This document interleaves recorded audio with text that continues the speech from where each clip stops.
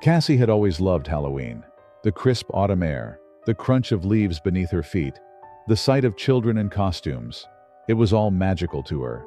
So, when her neighbors, the Thompsons, asked her to house sit for the weekend while they went out of town, she eagerly agreed. Watching over their cozy home and handing out candy seemed like the perfect way to spend her Halloween evening. By 7 p.m., the streets were buzzing with activity.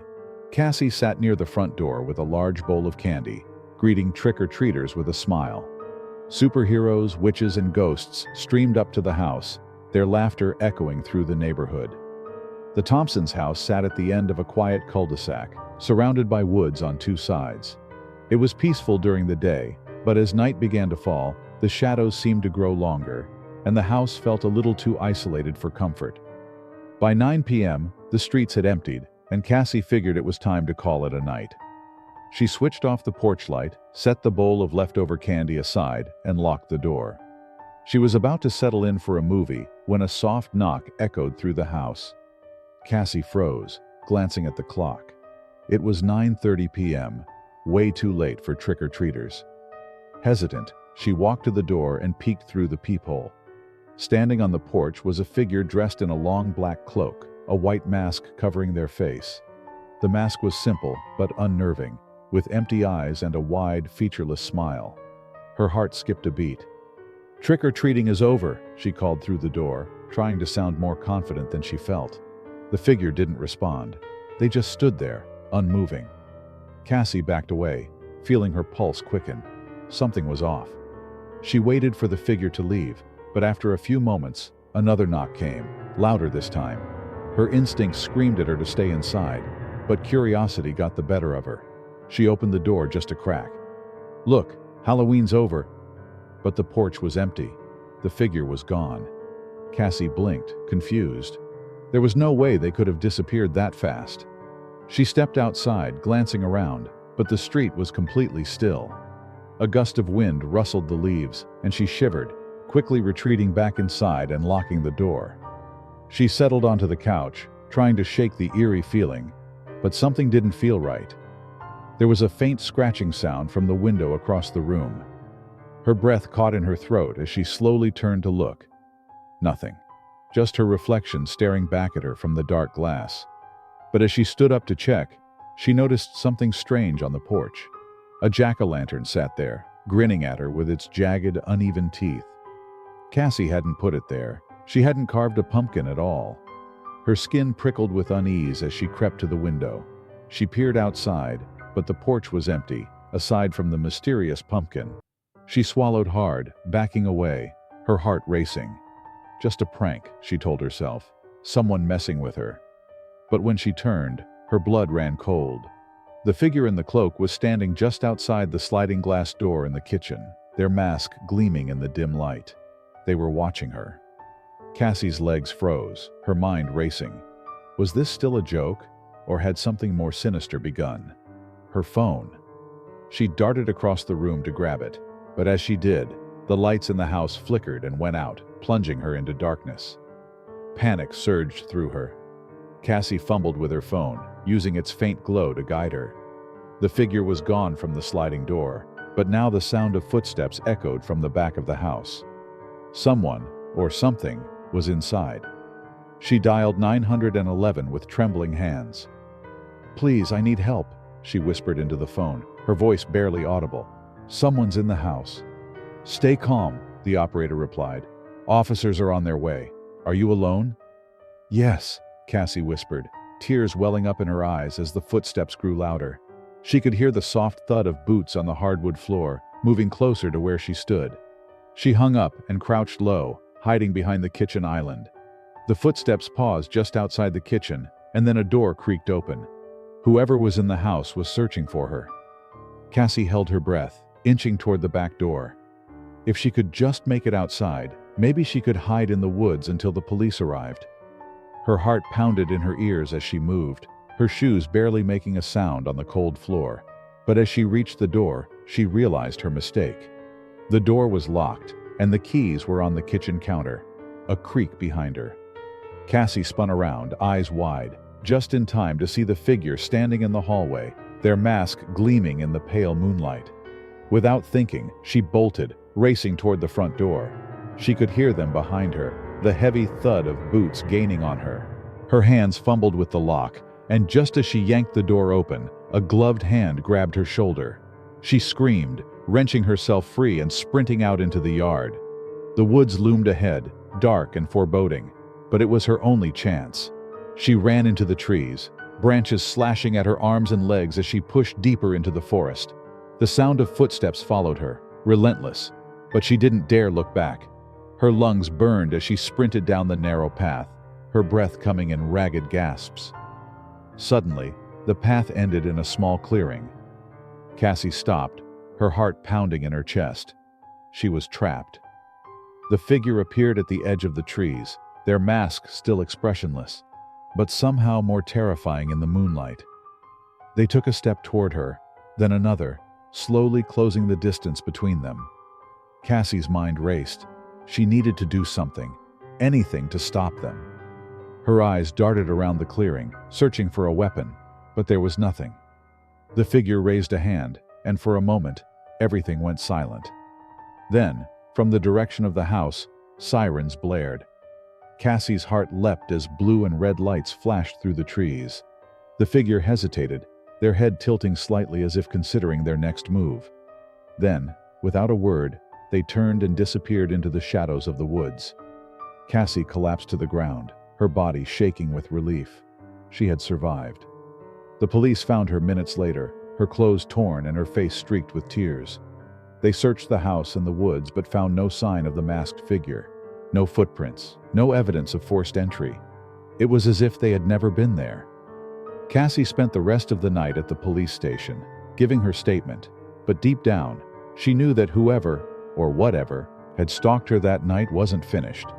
And as she sat in the cold, sterile room, she couldn't shake the feeling that next Halloween, they would return.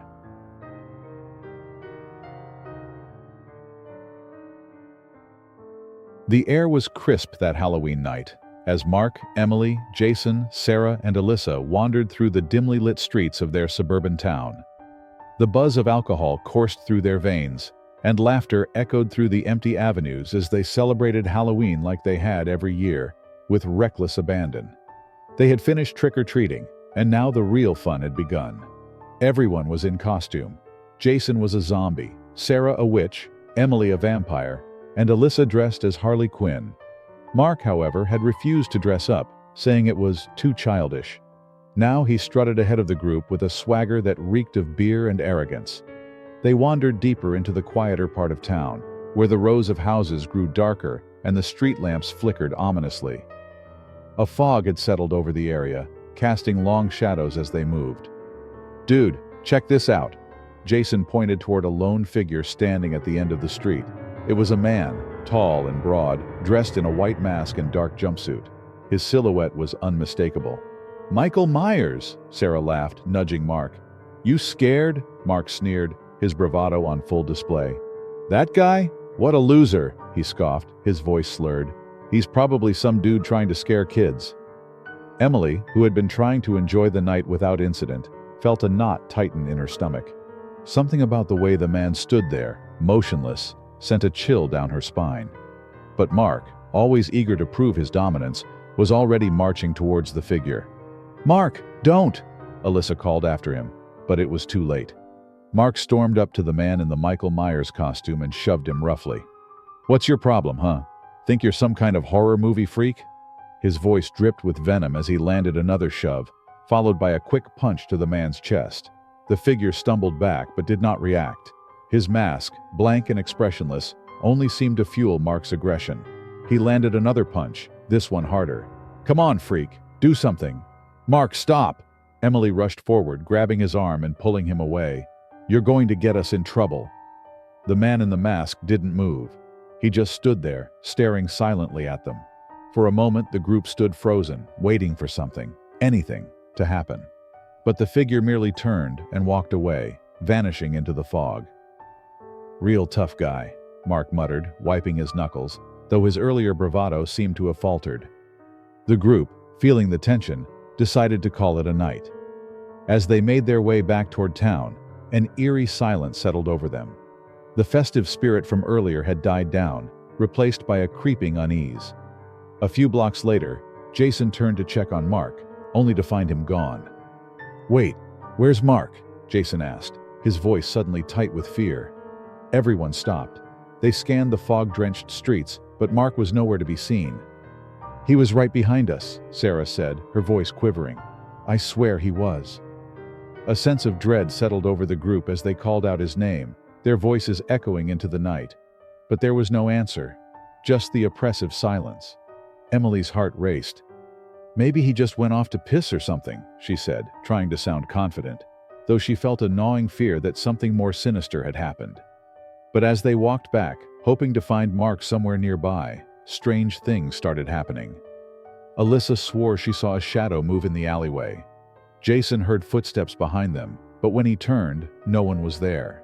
The further they walked, the worse the feeling got, like they were being followed, watched.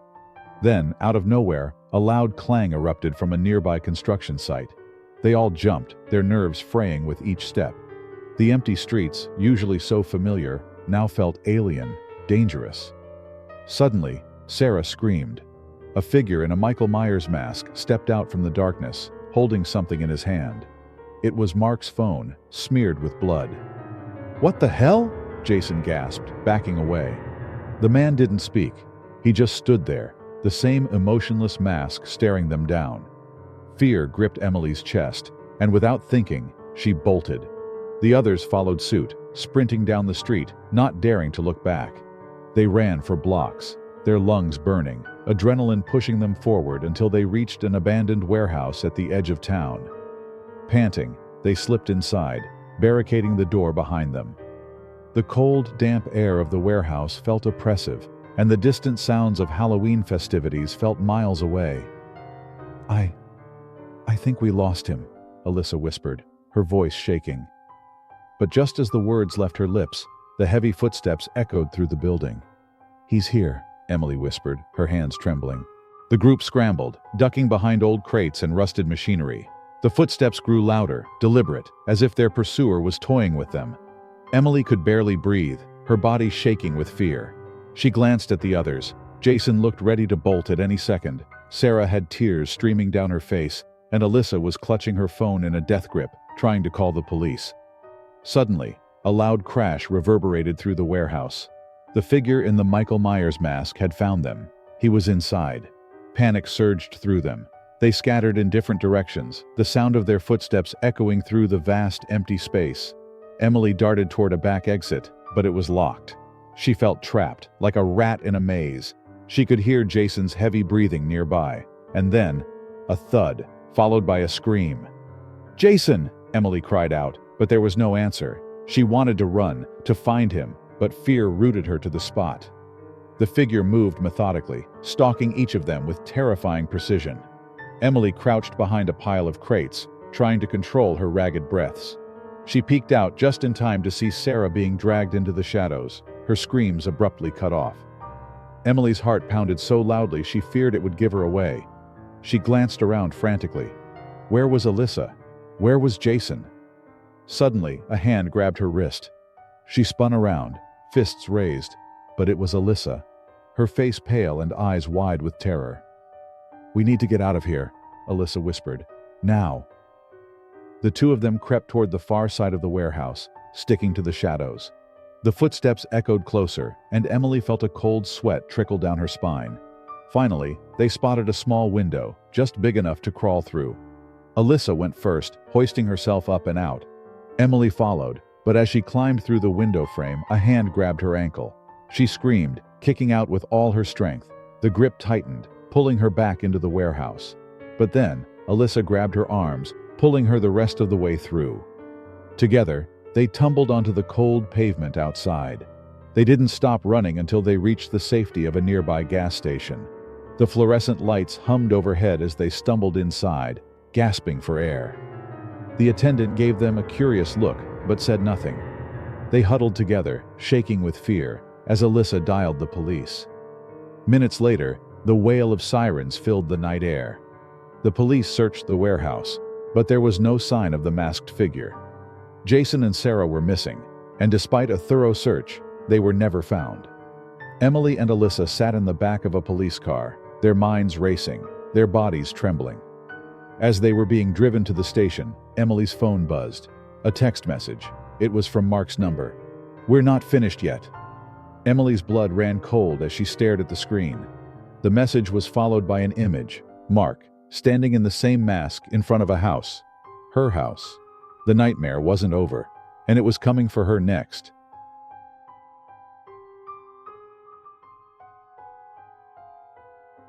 It was Halloween night when 5 friends, Alex, Kate, Max, Lisa, and Danny, gathered at the edge of town, standing before the infamous Blackthorn Manor. The house had long been the subject of dark rumors and local legends, said to be cursed after a family mysteriously vanished decades ago. Its towering, crumbling facade loomed over them, cloaked in shadow, with shattered windows that resembled soulless eyes watching their every move. "We really doing this?" Kate asked, her voice a mix of excitement and apprehension. "Come on, it's just an old house," Alex scoffed, the self-appointed leader of the group. He adjusted the strap of his backpack filled with drinks and Halloween candy. "We're here to party, not scare ourselves over some dumb ghost stories." Max, the skeptic, chimed in. "Yeah, and if there are ghosts, we'll just invite them for a drink." The others laughed, though a nervous energy crackled in the air. They had heard the tales, strange disappearances, ghostly sightings, and bizarre occurrences that had plagued anyone foolish enough to enter Blackthorn Manor. But tonight, they were determined to prove the legends wrong, or at least have some fun trying. They pushed open the creaking gate, the rusty hinges groaning in protest. The front door stood ajar, as if waiting for them. The moment they stepped inside, an oppressive chill settled over the group. The air smelled stale, like mildew and decay, and the only sound was the muffled echo of their footsteps on the wooden floorboards. "This place gives me the creeps," Lisa muttered, glancing around nervously. Her grip on Danny's arm tightened. Danny, always the joker, pulled out his phone and started playing spooky sound effects. "Perfect ambiance, right?" he grinned. They found the grand hall at the center of the house, its ceiling high and ornate, though dust and cobwebs covered everything. A cracked chandelier dangled precariously above them. The group dropped their bags, pulled out drinks, and set up a Bluetooth speaker. Music blared, filling the eerie silence of the manor. For the first hour or so, everything seemed normal. They drank, laughed, and danced, their voices bouncing off the empty walls. But as the night wore on, the atmosphere began to shift. It started small, a gust of wind that rattled the windows even though there were no open windows or doors. The music would stutter, like someone was messing with the speaker. And then, the door they had come through, the front door, slammed shut on its own. "Did someone close that?" Kate asked, her brow furrowed. "No way," Alex said, shaking his head. "It's probably just the wind." But the unease in the room grew. Max, standing near the hallway that led deeper into the house, caught a glimpse of something out of the corner of his eye, a shadow that moved, even though no one was there. "Hey, did you guys see that?" Max asked, stepping closer to the hall. His voice faltered, the bravado from earlier now gone. "See what?" Lisa asked, nervously looking around. Max pointed to the hallway. "I swear, something just moved down there." Alex, always the skeptic, grabbed a flashlight from his bag. "I'll go check it out. It's probably nothing." Reluctantly, the group followed him down the dark corridor. The air grew colder, and their footsteps echoed ominously. The flashlight beam bounced along the walls, illuminating peeling wallpaper and old family portraits with faces that seemed to follow them as they walked by. At the end of the hall, they reached a heavy wooden door. Alex pushed it open, revealing what looked like a study. Bookshelves lined the walls, filled with dusty, forgotten tomes. In the middle of the room was a grand piano, covered in a thick layer of dust. But it was the chair in front of the piano that caught their attention. It was rocking gently, as if someone had just been sitting there. "Okay, now that's weird," Danny admitted, glancing nervously at the others. Before they could react, the piano keys suddenly smashed down, playing a discordant, jarring tune. Everyone jumped back, startled. Lisa gasped, clutching Danny's arm tightly. "Who's there?" Alex called out, his voice trembling despite his efforts to sound tough. There was no answer, only the creak of the rocking chair, now eerily still. "We need to get out of here," Kate whispered, panic rising in her voice. But just as they turned to leave, the door slammed shut behind them with a deafening bang. Max rushed to open it, but it wouldn't budge. "Are you kidding me?" Max cursed, pulling at the handle, but it wouldn't give. "We're trapped in here." Then they heard it, a faint whisper, barely audible, like the distant sound of someone speaking through the walls. It grew louder, more insistent, as if voices were surrounding them. The temperature in the room plummeted, their breaths visible in the cold. "Who's doing this?" Lisa cried out, her eyes wide with terror. Without warning, the door flung open on its own. The group didn't hesitate. They bolted back down the hall, their footsteps frantic. As they ran, shadows danced along the walls, moving faster than the beam of Alex's flashlight could follow. "Where's Danny?" Kate shouted as they reached the grand hall again. They all stopped, turning around to find that Danny was no longer with them. "He was right behind me," Lisa cried, her face pale with fear. "We have to find him." The music from their speaker was still playing, but it had become distorted, eerie, like a slowed-down version of the Halloween soundtrack. Alex shut it off, plunging the house into silence. "We need to leave, now," Max said, his voice trembling. "Danny can take care of himself. We have to go before—" A loud crash interrupted him, followed by a scream. Danny's scream. It came from upstairs. "That's him," Lisa said, starting toward the staircase, but Alex grabbed her arm. "No, wait! We can't just rush up there. What if it's not? What if it's something else?" "We can't leave him!" Lisa cried. But before they could decide, the chandelier above them shook violently, as though an unseen force had grabbed it. It swayed back and forth, the sound of metal screeching echoing through the hall. "Move!" Alex shouted, pulling the others back just as the chandelier crashed to the ground, shattering into 1,000 pieces. Panic set in. They ran toward the front door, but it wouldn't open. No matter how hard they pulled or kicked, the door refused to give. "We're trapped," Kate sobbed, backing away from the door. "We're trapped in this house." The whispers returned, louder this time, surrounding them from all sides. Shadows flickered across the walls, moving in unnatural ways, as if the very house itself was alive. "Upstairs!" Alex shouted. "We can try the windows in one of the bedrooms!" Reluctantly, the group ran up the grand staircase, their footsteps echoing in the empty space. The upstairs hallway was just as dark and foreboding as the rest of the house. The doors along the corridor were closed, but one stood slightly ajar. Danny's scream had come from that room. "Don't go in there," Max warned, his voice shaky. "Whatever took him is in there." But Lisa, driven by desperation, shoved the door open. Inside, the room was pitch black, save for the faint outline of a figure in the corner. Danny. He was standing still, his back to them, facing the wall. "Danny," Lisa whispered, stepping into the room. There was no response. Something was wrong, terribly wrong. As Lisa approached him, the figure in the corner turned slowly. It was Danny, but his face was contorted in fear, his eyes wide with terror. And behind him, emerging from the shadows, was something else. A dark figure, its eyes glowing faintly in the darkness. Lisa screamed, and the door slammed shut behind her, trapping her inside with whatever had taken Danny. The others pounded on the door, but it wouldn't open. "Lisa!" Kate cried. "We have to help her!" But it was too late. The screams inside the room abruptly stopped, and the whispers returned, louder and more sinister than before. Alex grabbed Max and Kate. "We need to get out of here, now! This place, it's not letting us leave." They ran down the hall, trying every door and window, but nothing would open. The house seemed to shift around them, the walls closing in, trapping them like prey in a hunter's lair. By the time they reached the grand hall again, only Alex and Kate remained. "This house, it's alive," Kate whispered, her voice filled with dread. "It's playing with us." Just as they reached the front door, it slowly creaked open. But standing in the doorway was a figure, shrouded in darkness, wearing a mask of shadows. "Run!" Alex shouted, pulling Kate with him.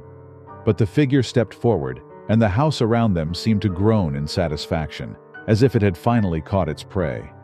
The last thing Kate saw before the darkness consumed them was the faint, twisted smile of the shadowed figure. And then, silence. The legend of Blackthorn Manor had claimed more victims that night, and as the years passed, the stories of the house only grew darker. The friends were never seen again. their fate sealed within the walls of the cursed manor. For Blackthorn Manor was not just haunted, it was hungry. And on Halloween night, it always found a way to feast.